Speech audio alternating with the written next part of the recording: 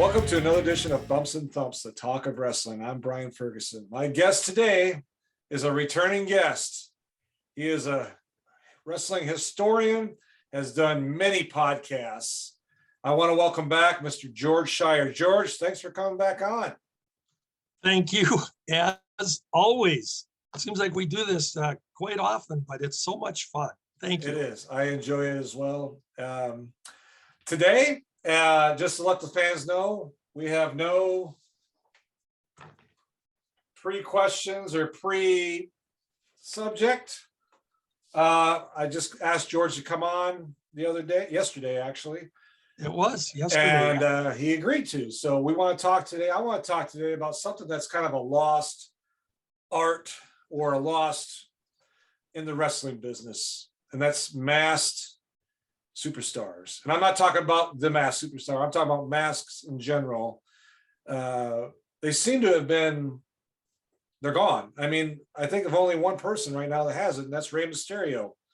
And he is off and on so much that I think it's a lost art. Now, you're a historian. You've studied this business for many years. And I want to kind of get into the origin of these masks and how it kind of came about. So if you could kind of tell us a little bit about how the mask came into the wrestling business and how it kind of progressed. Well, I think you touched on it, Brian, when you said that it's sort of a lost art. Something that certainly, with the exception of Rey Mysterio in today's WWE, and it's lost because, and I mean, let's be honest about this. It's lost because kayfabe is dead. Yeah. The whole concept of a masked wrestler, way back in the beginning, even before television, we had masked marvels, and a promoter would come up with some guy with some crazy name. I mean, as many different wrestlers as there have been, there probably been as many masked wrestlers through the decades for the past 60, 70 years. And the only way a promoter could get away with it was because the fans did not know and had no way of finding out who that guy was under the mask. You and I have talked in the past how, oh boy, what could happen in Minneapolis, tomorrow night in St. Louis, the two guys that were in a cage match tonight in Minneapolis were probably tag team partners tomorrow night in St. Louis. And yeah, the promoters could pull this off. Yeah. But in today's world, with the fast-paced news that we get, I mean, before it could happen, it would be all over the internet. It would be all over the tweets and whatever else there's out there, social media. And there's just no way to keep a secret. So the whole idea, a promoter, their job back in the old days, their job was to literally come up with something that is going to entice the fans to want to come to see their card. And if they came to a town every month or every couple of months, a lot of towns, as you and I have talked, they ran every week. Yeah. And so they had to come up with a gimmick, something that would draw the fans. And that's usually where let's put a hood, they call it a hood, or a mask, whatever. But let's put a hood on so-and-so and we'll concoct some storyline behind them. And there you go. Yeah. Yeah, it's interesting because I also, when I was doing a little research on this, some internet sites consider face paint as a mask. I don't. I think it's kind of a mask, but it really isn't because it's face paint. You can, if they start sweating, it kind of comes off, so you can kind of see who they are. Do you agree with that? Well, I think when you mentioned the face paint, the first thing I thought of when you said that was, for me, the face paint, really the first two guys that I recall kind of doing it was the Road Warriors. Yeah. And so you're going back to the early 80s. They were different in the sense that they put on the face paint, and that became their gimmick, along with the rest of their whole mystique that they had. But you're right. Once that face paint, you're in the match for 10 minutes and you're sweating profusely. It's running and getting on your opponent's chest and so on. So yeah, the face paint was never a mask. The original masks, and it was funny. I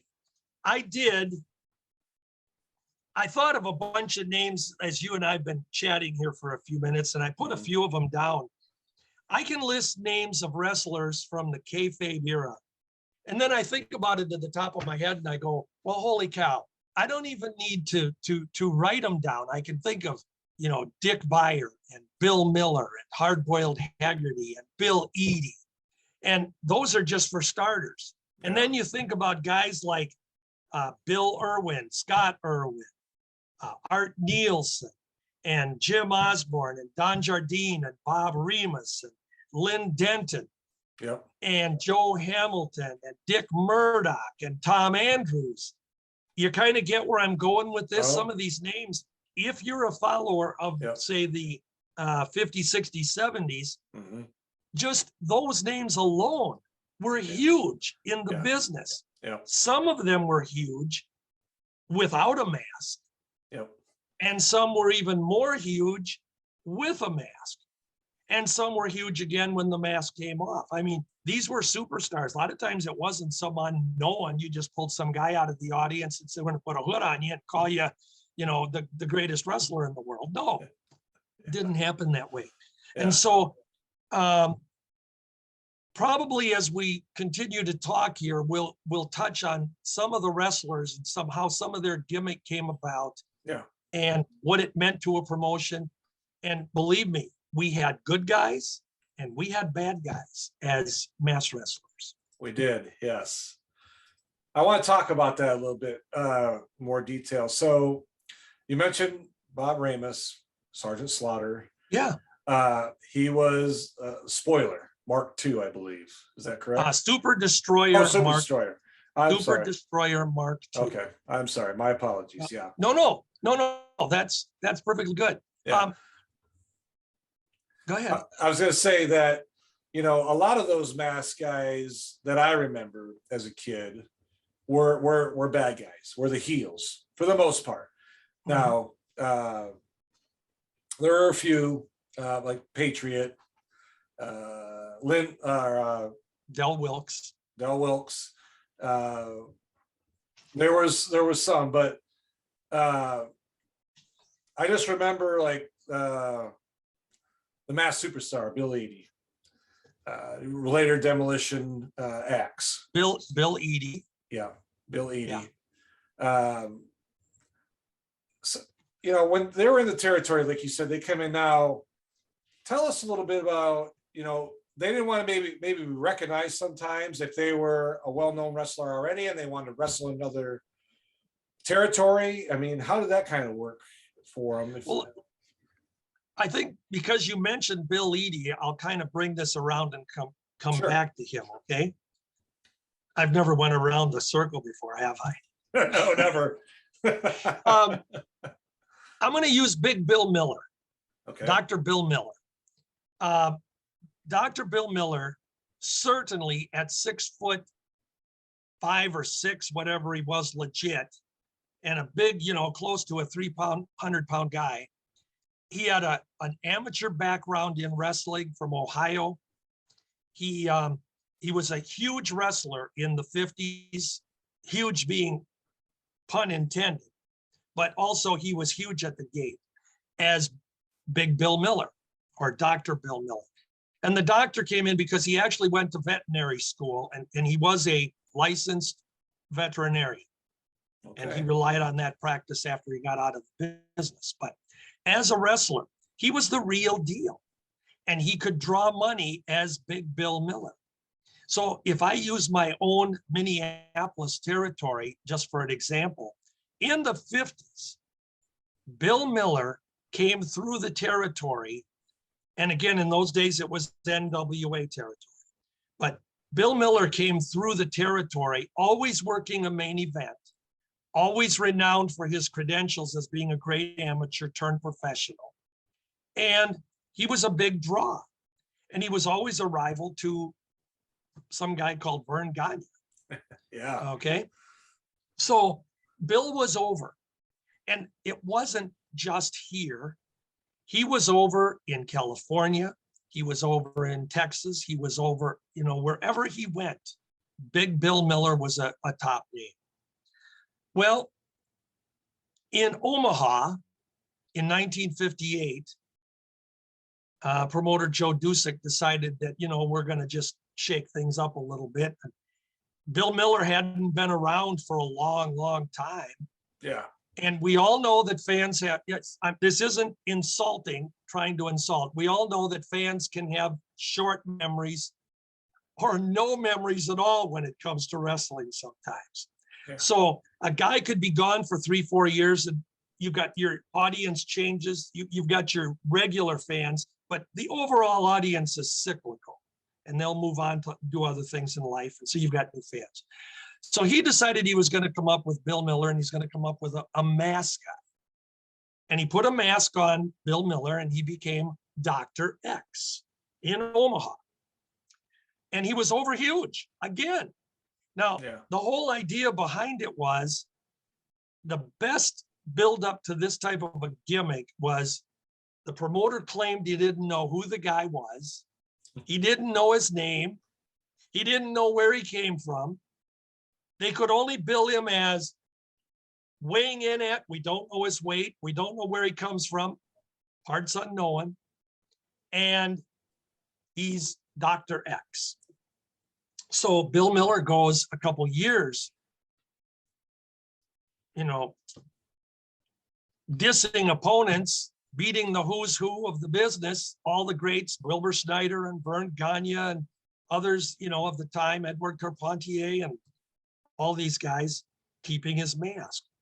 The biggest part of the gimmick is that most of those guys in that era that put on a mask, when asked by an announcer or the promoter, who are you or why are you masked? And their usual answer often used was, if I took off this mask and the other wrestlers saw who I was, they wouldn't face me in matches. So in order to get the top matches, I have to put this mask on. In other words, you don't know who I am. The guessing game. Right. And as a heel, it worked great for the audience because with the right publicity, the promoter can come out and claim, I don't know who the guy is, but we're going to find out. And I got so-and-so here that's going to be the next opponent. And I think he's got a good chance of revealing who it is. But by promoting it that way, the fans get curious. Just who is this guy?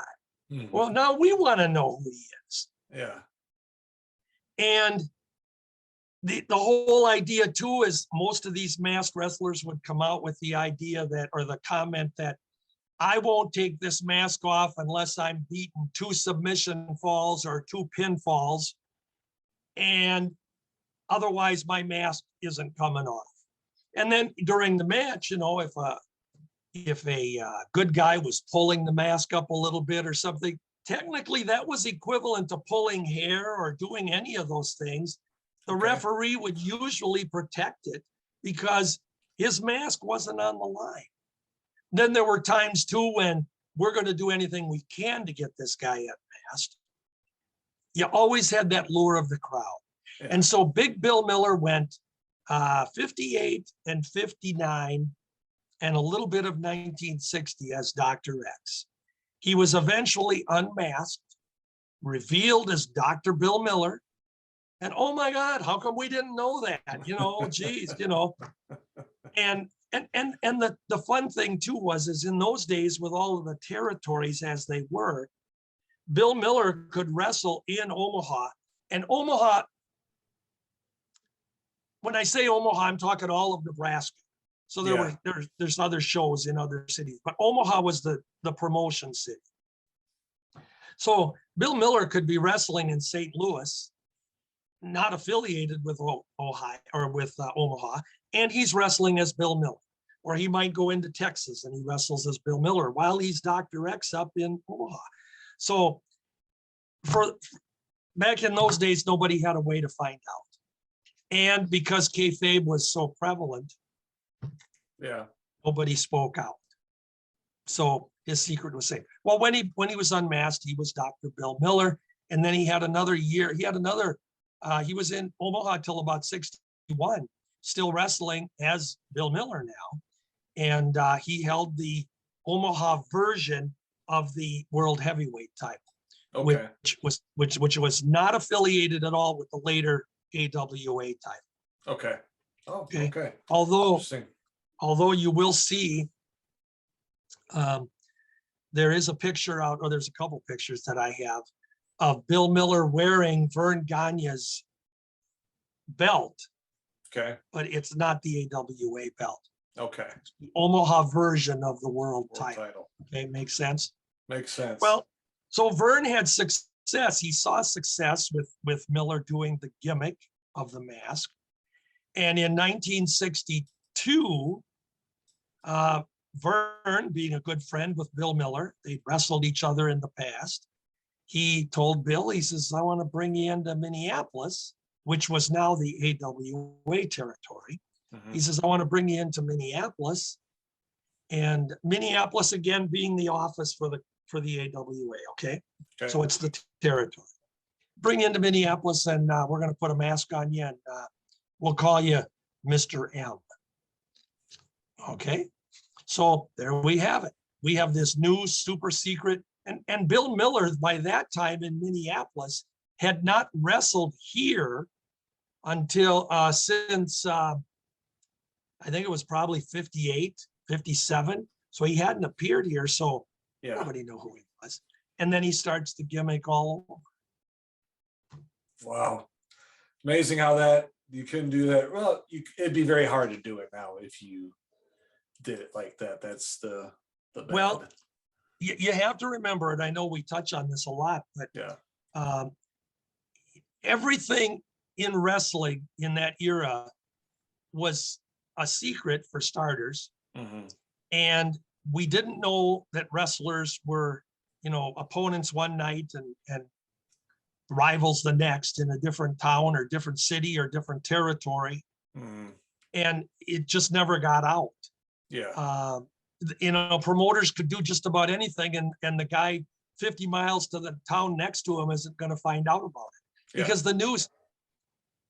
This is one of the marvels that I have of when I say I got 71 looking at me in another few weeks here. So, but I'll say I'm still 70. Okay. Okay. I'm still young. Yes, you are. But one of the marvels for me is that I remember when I was a kid, you hear some old guy down the block talking, back when I was a kid, or the way things are changed today, or your grandpa's doing it or your uncle's doing it. But the joy of getting older is that you really do see how 70 years of advancement. Yeah. And so in the 50s, the 60s, the 70s, and even up to in the 80s, we didn't have cable television. Mm-hmm. We certainly didn't have internet. Yep. We still had a morning newspaper that was our primary source of news if you got the morning newspaper. Yep. And Lord knows that, the newspapers, with but the rarest exceptions, the news was hours late by the time you received it in your hand. It had already happened. Yeah. But we just didn't have any outlet to find out what happened in another town, whether it be a newsworthy item or whatever it was. And this is something I always stress, television, which was so important to getting a wrestling program off and running, and to be successful, you had to have TV, but you had your little outlet of television where the only people that saw it was the town the television station was in, or the little surrounding area of it, the smaller towns. So, and we know that back in my era, television was still in its infancy through the 50s. Yeah. We had 4 television stations in Minneapolis. We had Channel 4, which was a CBS affiliate. We had Channel 5, which was at that time, it was a ABC affiliate, American Broadcasting Company. We had NBC, which was Channel 9, and we had an independent station. The independent station being just a local station that ran local programming, kiddie shows, old Westerns, and had a little local newscast, but that was it. Yeah. That was our outlet. And the key thing is that the news with those 4 stations was 6 o'clock in the evening for a half hour. And at 10 o'clock before you went to bed, most of the stations had a 10 o'clock newscast covering local news. Your only national news coverage in those days was usually around 5:30 to 6 in our market and in most markets around the country, where you'd get the national scope, what's happening in Washington and the fire that took place in Texas, and that was it. Yeah. So that, along with the newspaper, that was it. That's all we knew. Now, today, because we've had technology explode on us and the internet and the cable and everything, you've got 24/7 news. Yep. You've got 200, 300 channels on TV that are all devoted to news, so-called news, whether it's fake news or whatever it is, it's being advertised as, up to the minute. Our local TV stations, just alone right now in the Twin Cities, every one of our 4 channels that we have, the local channels, that's non-papered for cable channels. We have from 4:30 in the morning until 7 o'clock in the morning, we have news. You wake up to the news, the traffic, the weather, the news, all 4 channels. And then you go to the national news at 7 o'clock for another hour. And then you have a 9 o'clock hour where all of them have their 9 to 10 news. And then we have an 11 o'clock hour with news on TV. Yeah. And then we have noon hour news. You got to be up to date. Yeah. And then we've got 4 o'clock news, 5 o'clock news, 6 o'clock news. One station also does it at 6:30. And then we've got sometimes 7 o'clock. Then we've got our 10 o'clock news. Not to mention, you can go to any of the cable channels that are news related, and you've got news. We've got one station that's 24-hour news. Yeah. And all night on our local stations, they don't even put a program on anymore. They put a national news hookup. So what can happen in the world that we're not instantly aware of? Yeah. So try to pull off a mask guy today, talking about Bill Eadie. See, I told you I'd get back to it. All right. I'm stepping off my soapbox on television. Okay. Bill Eadie. Yep.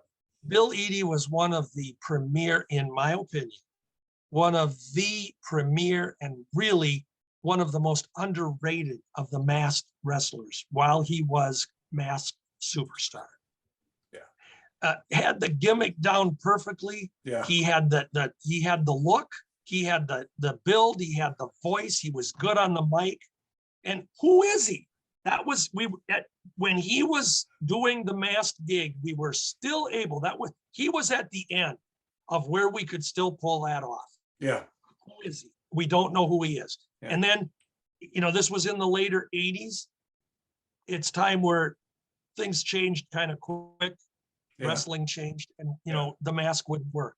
But he had a great career. It wasn't like he needed that mask to get over, because he started in the business wrestling as Bolo Mongol, along with Gito, or it was Gito Mongol, who was originally with Nikolai Volkov, okay, who was Beppo Mongol.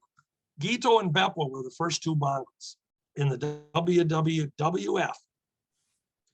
And that was a great gimmick in itself. You had 2 guys that came out from Mongolia or wherever they were supposed to be with their heads shaved and a spout of hair. And they were kind of, unorthodox. And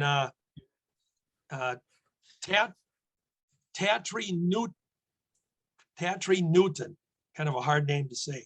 He was Gito Mongol, and he was wrestling as Newton for a lot of years, and mediocre guy on the cards, come up with this Mongol idea, and it took off.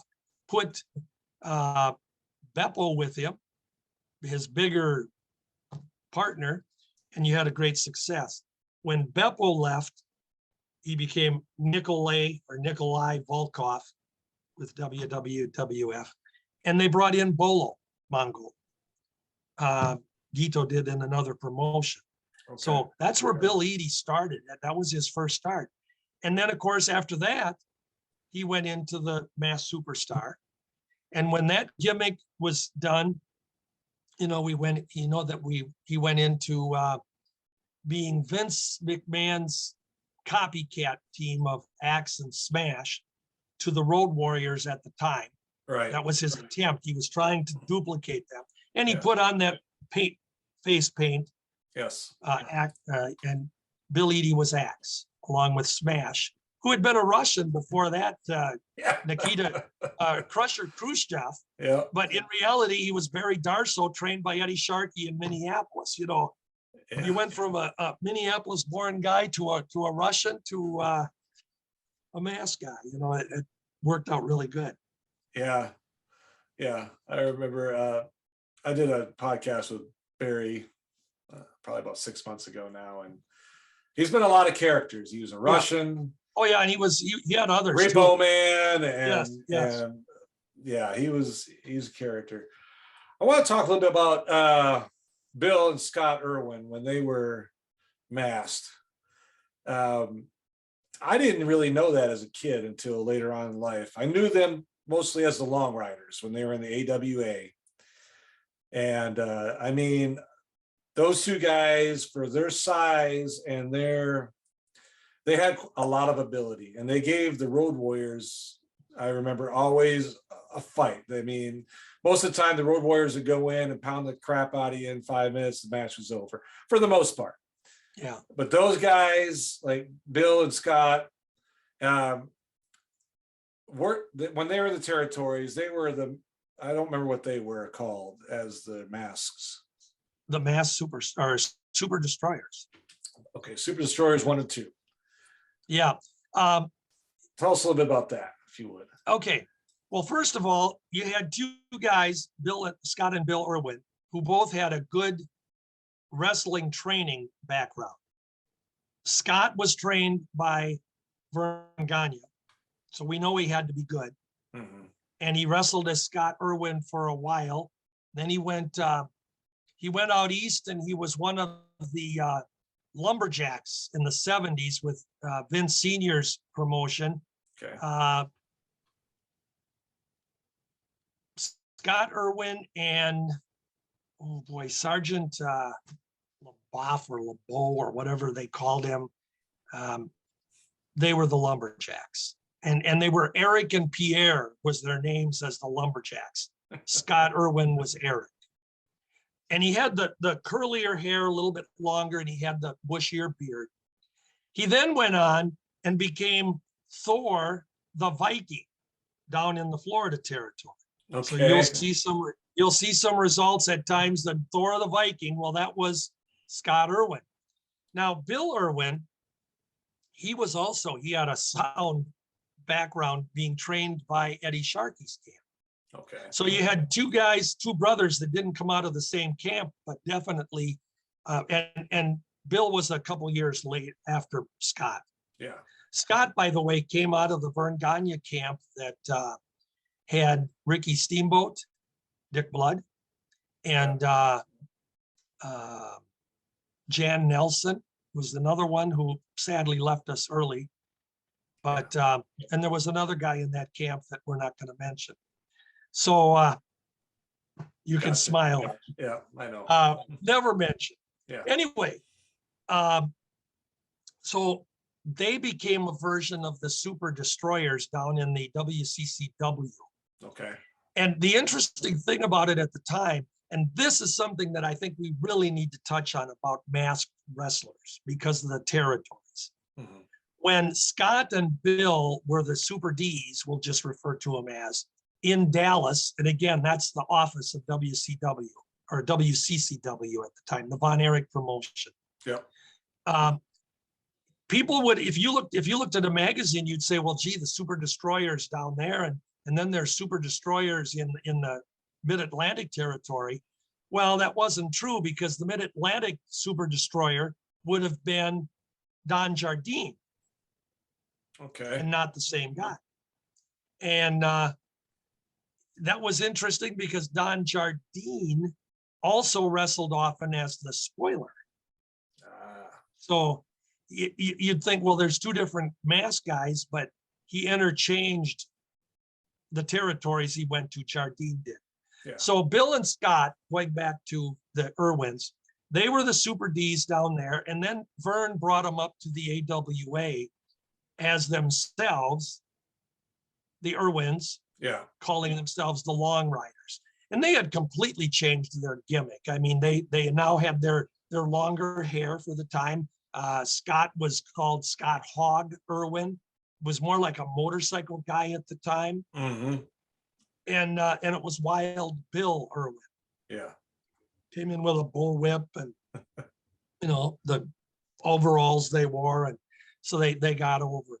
But that was an example where the gimmicks were kind of interchangeable. Yeah. And they just got done with the mask gimmick and moved on to being themselves. I want to touch on, since I mentioned Jardine. Okay. It was Don Jardine was a guy, one of those great journeyman wrestlers who had a lot of names in his career. He usually did fairly decent wherever he went. As Don Jardine, he was Butcher Don Jardine, had some great success, main events in some of the territories he was in. And then he became, he was Sonny Cooper here in the Twin Cities, early in the 60s, kind of a preliminary guy. When he went down to Texas in the mid 60s, when Fritz Von Erich took over the promotion down there, it was Fritz's idea to put a mask on him and call him the Spoiler. And it was a great gimmick. Nobody had been called, well, there was an original Spoiler out in California before that.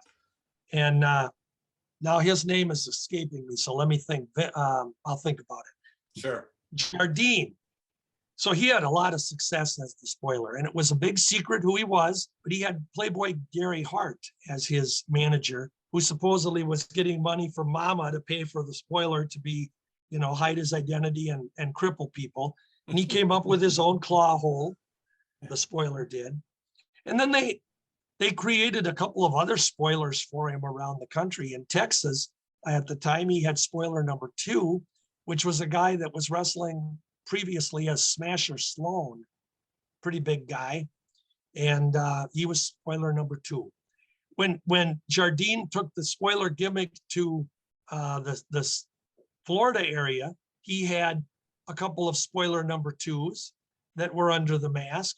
One was Killer Carl Cox, who was a big name in the business. So you say, why does Killer Carl Cox need a mask in? That's just making money under a different name and nobody knows. Yeah. He also had Bobby Duncombe was one of the Spoiler number 2s down there. Now think about that. He's a big bad Bobby Duncombe. Yeah. And that was in between his stints with us here in the EWA. Yeah. Wow. So he was Spoiler number 2 for a while down there. When the Spoiler, Don Jardine, took the gimmick to the Mid-South Bill Watts group in the early 70s, he had was closer to the mid-70s. He had another Spoiler number 2, and the guy under that mask was Buddy Wolf. Another big name, who put the hood on for a while. So the Spoiler, though, his gimmick was he was never going to unmask because that was how he made his money. A gimmick similarly used, or a reason similarly used by Dick Beyer, which we'll talk about in a second. Yep. Yeah. But Jardine was not going to unmask. Coincidentally enough, in the early 70s, he got contacted by Vince Sr. to come into WWF. they had some goofy law in New York, and it was a law by the State Athletic Commission where a guy couldn't work under a mask. The wrestlers had to be, seen. So Yeah. Jardine actually went in and he worked for a year and a half, 2 years as the spoiler in New York and surrounding cities without his mask. Wow. And if you look at pictures, same guy, he's got the claw, but he wore a beard often. And he was the spoiler, never revealed that his name was Don Jardine, but he was the spoiler. And then after that stint with Vince Sr. was over, he went back to being the spoiler again with the mask. Wow. When he went to the Mid-Atlantic, maybe, I don't know, they didn't want the spoiler, so they brought in the Super Destroyer. Okay. And that was Jardine. Ironically, I'm going to bring that around to Minneapolis because when Vern brought Jardine in the mid-70s as the Super Destroyer, yeah, eventually Vern, after it was a year and a half, whatever it was, Vern decided, and again, the promoters, they had rule. He went to Jardine and he told him he thought that the time came that he should be unmasked. mm-hmm. Story goes, Jardine disagreed. He claimed that he hadn't gotten over enough yet, or he hadn't had time to get the character over. And he said, I'm not unmasking. Well, Vern said, well, yes, you are. Remember, I'm the boss.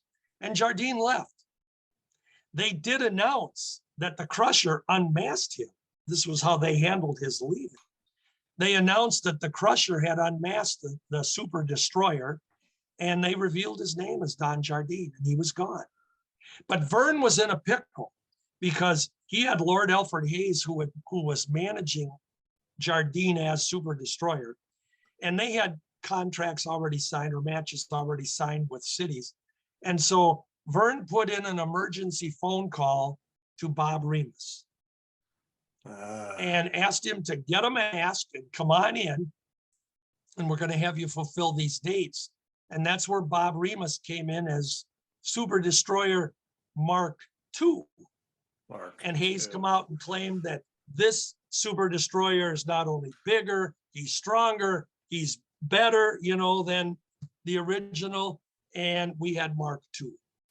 So that's how Remus got it. It was totally something that happened, and Remus got the emergency call.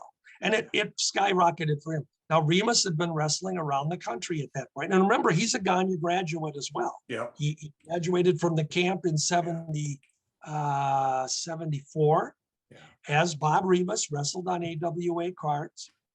And he wrestled around the Central States Territory, the Pacific Northwest Territory. He wrestled as some different names. He wrestled as Bob Slaughter. Before he became Sergeant Slaughter, he wrestled as Bob Slaughter, wrestled as Remus, he wrestled as Butcher Slaughter, and then he wrestled as the Super Destroyer, he was the Super Destroyer a little bit in Kansas City, right around the same time he was doing the Mark II thing for Vern. So he did well with it. And that was how that transition came about. I got to meet Sergeant Slaughter, Bob Remus, in Dallas back in late March, early April.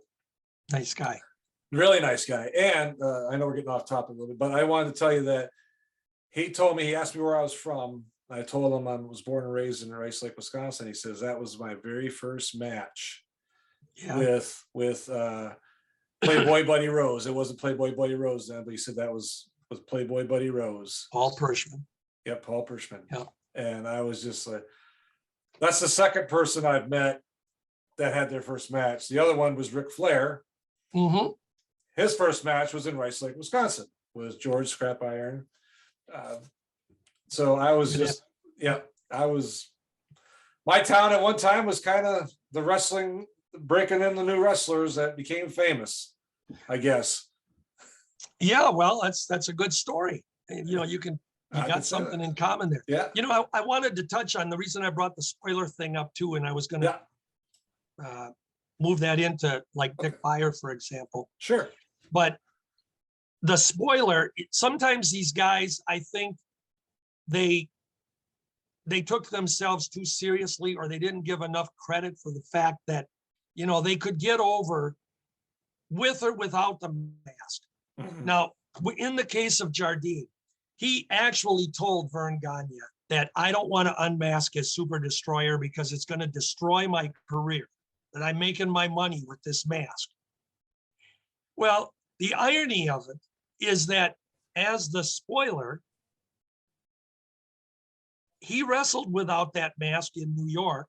He wrestled without that mask before Fritz von Erich dubbed him the spoiler. And he did fine. He was a main event wrestler. He made money. So him saying to Vern that, you know, it's going to ruin my career if I get unmasked right now or whatever, there was no rationale for that, because again, these guys in the territory days had that luxury of, if you can't make money here, you just move to the next territory and you make money there. Yeah. And you got a whole new audience, people that don't know you, people that didn't see that you were unmasked or didn't know your name or whatever it was. Which leads me to Dick Beyer. I think, and you know, I've told you he's my favorite wrestler of all time. Oh yeah. Yeah. So if it comes across as I'm a little bit, Biased. I don't know, biased, yeah, maybe a little bit. But let me just say this. Dick Beyer was as legitimate a wrestler as you could come up with. The real deal when he was Dick Beyer wrestling in the 50s, all the way up to 1962.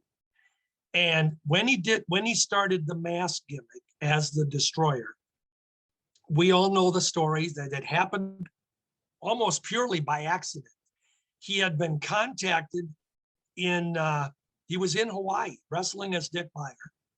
Mad Dog Vachon was down there, and Mad Dog had pretty much told Jules Strongbow in California that you got a guy down in Hawaii that would make a great heel.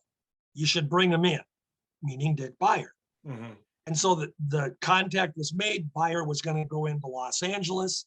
And Dick even went out and had a bunch of promo pictures taken, publicity shots, as a heel persona, you know, kind of snarling in the face and whatever.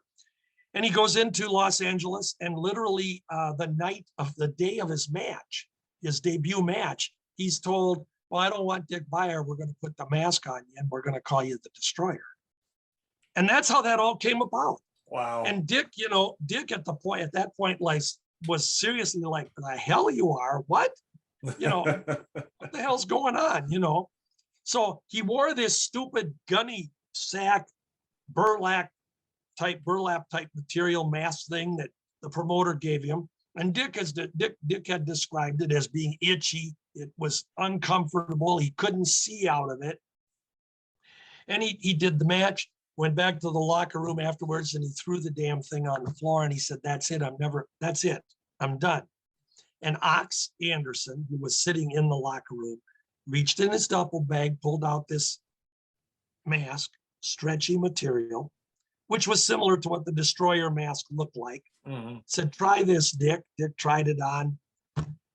And he said, yeah, this fits. I could breathe in this. And so rest of the story, he went over to the Woolworths and all the Woolworths in town, bought up the girdle material. His wife made masks out of the ladies' girdles, true story. And the Destroyer was born. From that day on, the Destroyer would not unmask. That was part of his contract. He went into promoters and he said, I'll come into your territory, but I'm not unmasking. My mask is not part of the deal. And if you want me to come in as Dick Beyer or you want me to unmask, I'm not doing it. End of story. Because he drew so well, Yeah. with that mask on and with that gimmick. Yeah. And playing the gimmick that, you know, I'll never be unmasked. And so he was taunting not only supposedly his fellow wrestlers, but taunting the fans as a heel. This went on for 5 years, and we get to 1967, and Vern Gagne says, I want you to come into Minneapolis. And Dick says, well, I'm willing to come in. And Vern actually wrestled the Destroyer in Chicago. Okay. Destroyer had been working for Indianapolis WWA Bruisers Group as the Destroyer. And Vern had a match with him. Vern wrestled him. He liked what he saw. And Dick was a great worker. I mean, he could work scientific match. He could work a grueling match, a brutal match, be a heel, whatever. Mhm. And Vern says, I want you to come in to Minneapolis. And Dick says, well, you know, I'm not unmasking. I'll be happy to come in, but the mask is part of the deal. And Vern says, well, I would want you to unmask when it's time to leave. And most promoters did want that. Yeah. But Dick, that was part of his deal. So Vern says, well, yeah, I want you to unmask. And Dick says, well, then, you know, we're done talking. So they came up with the idea of a different masked man. Okay. And a different identity. Dr. X.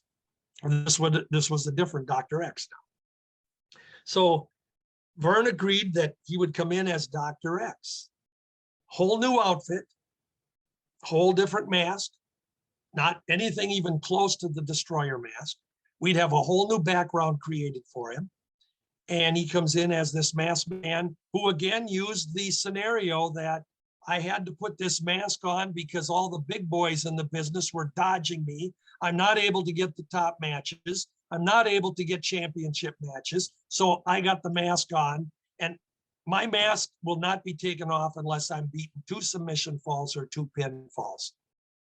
And that was the gimmick. Yeah. The whole idea where they agreed that when it was time for Dick to leave, Dick agreed that he would unmask. And in doing that, he saved his Destroyer identity because the Destroyer was never unmasked. Right. So that was a really unique scenario on how they worked around it. And Dick agreed to it. Very creative. I will say very creative minds back then. Very creative. And then when he left the AWA, Dick had given his notice that he wanted to leave for a year. He was going to go back wrestling as the Destroyer. And he booked a world tour.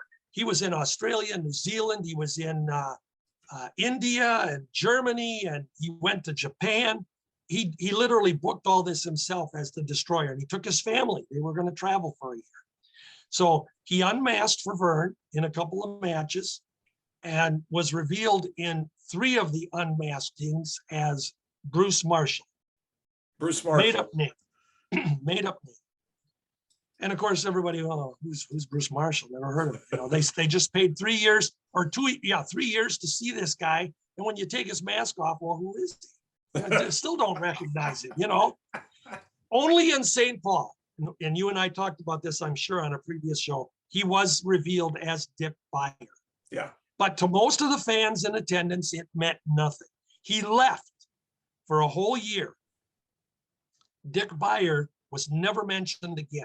And when he came back after that year's absence, he was again Dr. X, came back as a heel, but very quickly, within a month or 2, was transitioned into a good guy. Now it was unique because most everyone had forgotten that he had been unmasked. They never talked about it anymore. Yeah. And if they did see him unmasked, they didn't remember his name and they never talked about the name. And when he came back, he was just Dr. X. And when he became a good guy, nobody wanted to see him unmasked because he was Dick Beyer, or he was Dr. X, a good guy. Good guy. When the opponent would pull on his mask, the fans would be telling to the ref, "They're pulling his mask, ref. They're pulling his mask." You know, so the gimmick worked completely in reverse. And then for another year or 2, he was a good guy in the AWA as Dr. X. After that, he went over to Japan for 6 years. Oh, wow. As the Destroyer. Was there 6 full years. And the reason he was there for 6 years, they worked out this unique gimmick. I'm going to off track here. Go for something new, right? Yeah, no. Well, he was over there working for Giant Baba, Shohei Baba, and Dick was the heel. Well, they had a match with each other where if Dick lost, he had to team with Baba going forward and be his partner. It worked out. It was great. For the next 6 years, Dick was the greatest baby face in the world over there. He was part of the Japanese crew. And at the end, he retired over there as the greatest hero of masked wrestlers in Japan. So. Yeah. One more question for you. Actually, two. One is, what is the Grappler, Len Denton? Yeah. I read his book. I don't know if you've ever read it. I've got it. I've read it. Oh my gosh. It is one of the best books I've ever read. I mean, the way he wrote that book, it's like you're there. Yeah. I don't know how you do that, but he wrote it like you were like right there. And very, to me, underappreciated. I kind of remember him, but I was pretty young when he was around. I mean, I remember him as the Dirty White Boys later on, but as the Grappler, I was pretty young. I don't remember that, but talk to me a little bit about him and well, he was a little bit later, in the 80s as a wrestler, but with the Grappler, he had a unique gimmick because he allegedly had one foot or one leg that was a little bit shorter. That was the gimmick. And he'd have this loaded boot, so to speak. If you looked at him in the pictures, the soles on his boot, one was this thick and one was this thick. Yeah. And then he had this cane. Excuse me. And then he would use the gimmick where he'd, hit his boot on the mat, stomping on it to kind of, he's got a foreign object in there, ref. Hey, he did really well with the Grappler thing. Yeah. And he also had a second Grappler that worked with him, a guy named Tony Anthony. Yeah. I think that was his name. Yeah, because they were Dirty White Boys later. Yes. And so, I mean, they were kind of like the Irwins with doing the Super Destroyer and then the Long Rider thing where they were able to transition. Yeah. But they worked, he was one of the best masked wrestlers. And, the best masked wrestlers are the ones that had the longevity. Mm-hmm. I mean, when I said earlier in our show that we had good guys and bad guys, we had good guy masked. Mil Mascaras. Mascaras. Oh my gosh. And he's never been unmasked, but he was a good guy. He drew strictly as a good guy. We had Mr. Olympia, who was Jerry Stubbs. And then I want to touch on the fact that there were masked guys that the fans knew who they were. And they put the mask on as part of the gimmick, like Uvalde Slim. When Dusty Rhodes, he would lose a match, a loser leave town or whatever it was, and he'd come back and calling himself Uvalde Slim. And the promoters, we don't know who he is, but we can't prove it. Until we prove it, he can still wrestle here. And the fans are loving it. And the opponents are saying, wait a minute, he's double crossing us. He should be gone. Yeah. Another one that did that was Bruiser Brody. He was Red River Jack. That's right. Yes. Red River Jack. Yes. And everybody knew who he was except the referee and the promoter. The bad guys knew that he was pulling a fast one over their head. And so sometimes the masks were used in Barry Windham did one too. Wasn't he Yellow Dog, Dirty Yellow Dog? Dirty Yellow Dog, and then Jimmy Valiant did one too. He was Charlie Brown. Yep, Charlie Brown. And I mean, everybody knew with that beard, 9 feet long, that it was, everybody but the promoter. So it was, sometimes you wonder, how could they not claim that it wasn't real? Yeah. And I mean, then there were so many guys over the years. I mentioned some of them. Stan Pulaski, journeyman wrestler, one of the all-time great workers and so underrated. Eric Pomeroy, real name. He was Stan Pulaski, Sergei Pulaski, Igor Kelmakov, Stan Vachon. And then under a mask, he wrestled as one of the Infernos. And the Infernos were a great tag. Yeah. Doug Gilbert, the original Doug Gilbert, not the younger kid that came along later. Doug Gilbert was the professional in Atlanta as a heel. With the name The Professional, you're automatically arrogant and boasting because you're calling yourself the professional, and he had this mask. Then later he became the professional as a good guy. Yeah. Well, he also, at one point in time, was under a mask as, who's the guy the Infernos. Yeah. He also Infernos. had the Inferno mask on for a Okay. while. Yeah. So some of those guys were interchangeable. The Wow. Infernos were Curtis and Rocky Smith, two excellent workers. And another one of the Infernos for a while was Frankie Kane, who went on to be the great Mephisto, which was kind of a Chic ripoff, if you Yeah. remember that. Yeah. So these Yeah. guys were incredible. Yeah. And man, we could go Johnny Walker, who wrestled as the Grappler early in his career Yes. as a heel. Yeah. And then he became later on Mr. Wrestling 2. Yep. And one of the greatest stories about Mr. Wrestling 2 is that people had seen Johnny Walker wrestle for years as Johnny Walker, as a good guy. Then he was the Grappler, and then he was unmasked as Johnny Walker. And then he became Mr. Wrestling number 2, which nobody knew who that was with Mr. Wrestling 1, Tim Woods. And he wasn't going to reveal his identity. And he took it so far as to come up with the story that when Jimmy Carter was our president, Jimmy Carter's mother was a great wrestling fan, and she had a picture posed with Mr. Wrestling 2. But Mr. Wrestling 2 said, I refused a trip to the White House because they wanted me to unmask Secret Service and everything. And I refused. I mean, everybody knew what he looked like, but the gimmick worked so good. And it went with the storyline. Yeah. Jeff Ports, Gordon Nelson, they wrestled as Mr. X 1 and 2. Talk about two great wrestlers. Ports and Gordon Nelson. I mean, this is a topic we could go on and on, but it is a lost gimmick because today it can't be used. That was going to be my last question. Do you think it'll ever come back? No, it can't, Brian. Wrestling today is so open. Yeah. And, even if you look at, and again, I don't follow the modern day product, but what little I do, the characters switching back and forth, they're good guys, bad guys, this name, that name, they're this name this week, 2 months from now, there's somebody else. Yeah. It's so open. And as soon as a guy's gone from the territory or he's going to leave, and the internet and the Observer and the Torch and all these newsletters, they've already reported, there's no way.